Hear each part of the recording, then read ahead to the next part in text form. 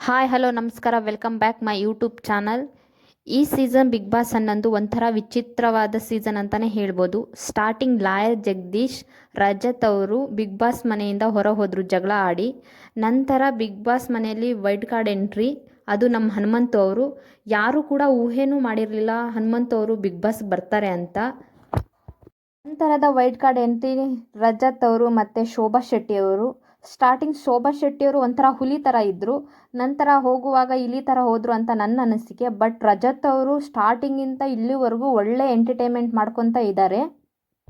ಹಾಗೆ ಗೋಲ್ಡ್ ಸುರೇಶ್ ಅವರು family ಪ್ರಾಬ್ಲಮಿಂದ big boss ಮನೆಯಿಂದ ಹೊರ ಹೋದರು. ಆದರೂ ಈ ಸೀಸನ್ ಒಂಥರ ಚೆನ್ನಾಗಿತ್ತು ಅಂತಲೇ ಹೇಳ್ಬೋದು.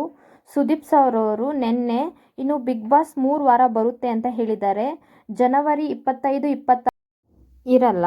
ಹಾಗೆ ನನ್ನ ಪ್ರಕಾರ ಟಾಪ್ 5 ಅಥವಾ 6 ಈ ಸೀಸನಲ್ಲಿ ಮಾಡ್ಬೋದು. ನನ್ನ ಪ್ರಕಾರ ವಿಕ್ರಮ್, ಹನುಮಂತು, ರಜತ್, ಮಂಜಣ್ಣ, ಮೋಕ್ಷಿತಾ, ಭವ್ಯ ಅವರು ಫಿನಾಲೆ ತನಕ ಬರಬಹುದು ಅಂತ ನನ್ನ ಅನಿಸಿಕೆ.